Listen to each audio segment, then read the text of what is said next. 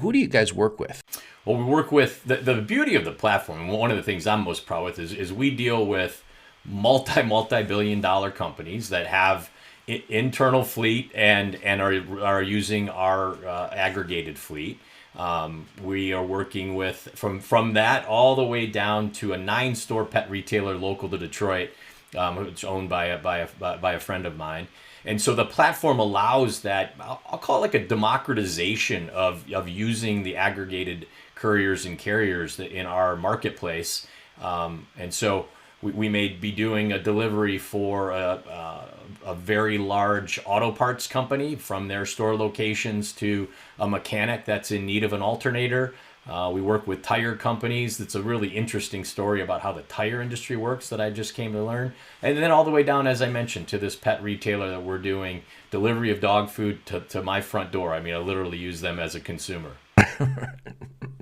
Yeah, actually, I think the tire company, I think when I talked to Bill on my podcast, one of the things he said was, you ever go by it, you go and you need new tires, and then they'll say, yeah, we'll get to it tomorrow after they get the tires delivered, because they don't have, you can't have infinite inventory in every location, but you could have inventory an hour away or 2 hours away.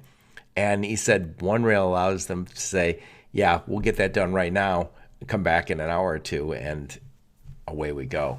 And that's why we think of ourselves as a supply chain solution, Joe, quite candidly. The reason I joined when I was interviewing with Jeff Flowers, our COO, and Bill, our CEO, when you break down what we're doing, ultimately this becomes an inventory optimization play, which is fascinating. When I first joined, I thought, what?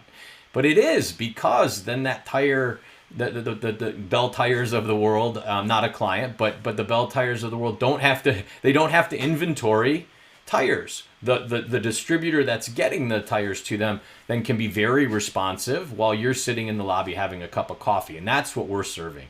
So all of a sudden we've kind of also democratized inventory and can do pre-placement and think of these distribution centers and retail centers as nodes to get product to customers very rapidly.